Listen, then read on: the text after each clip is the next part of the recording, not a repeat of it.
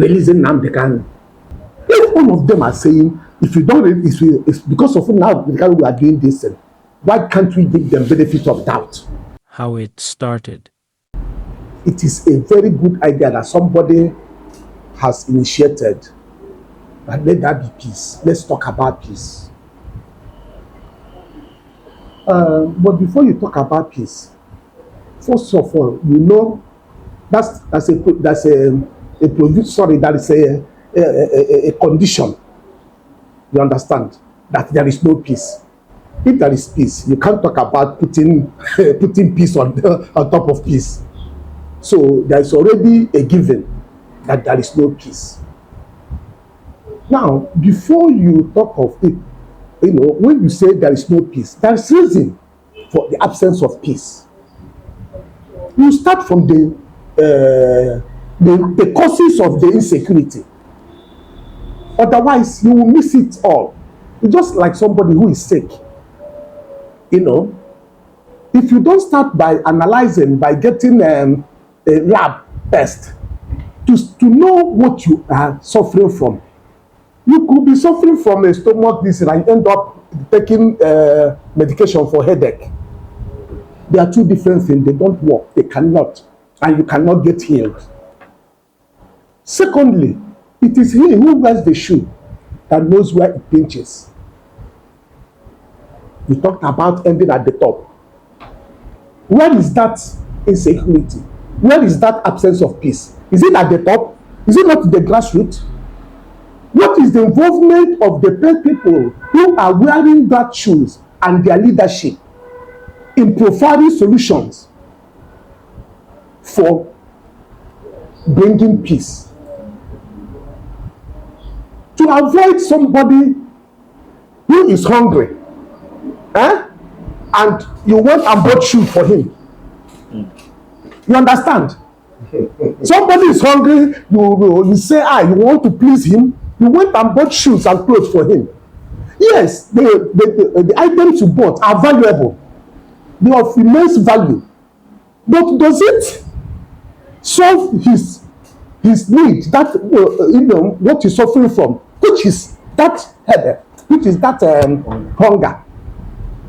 He will thank you and say, you need to find out the proper problem, the issue with the person. This insecurity is not happening at all. They are all moving about with sirens and what do you call it, 201 security people. It doesn't concern how many times has a governor's wife been kidnapped? Have you seen a governor's daughter being kidnapped? Have you seen a senator being kidnapped or his wife or Egypt? No. But that is the hallmark of this security. So this security is happening right here in the communities. So it takes that person to tell you. Now, you said they started by sharing food. You see, it's a good thing, it's good. But let me tell you, the Igbo man, I'm proud to say it, the Igbo man have never been hungry. We have believed and depended on our self-sufficiency. It is not the absence of food that is bringing insecurity in the East. It's not the absence of, to start with. When you share when you share those food, they can only last for one week. What happens to the rest of the year? Oh, for crying out loud, we need to be realistic with some of the things we do. You understand? We need to be realistic with some of the things we do.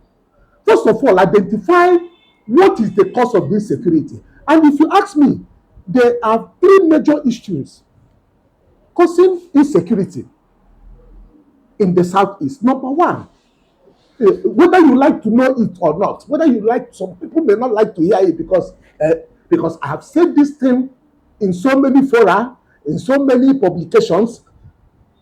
From the first day Buhari entered, when, in fact, at the time I had to say, it was a security risk. I said, yes, go and talk to your kinsmen.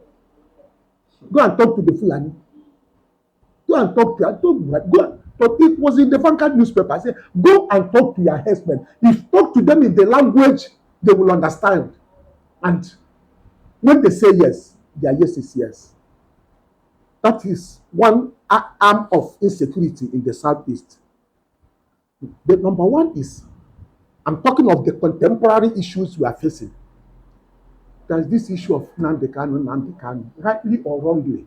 We don't want to go into details of whether he's right or wrong. When people say, and this insecurity, the one that coming from that angle, is coming from his peers, the youths. They say, no, if you talk this, whether it is Ipa Simon Ipa group or what are they, whether even if they have 5 different factions of people causing insecurity in this, they have one HCF, one common factor, releasing Nnamdi Kanu. If all of them are saying, if you don't, it's because of now we are doing this, why can't we give them benefit of doubt? If because of now they're saying this, how many people have we lost?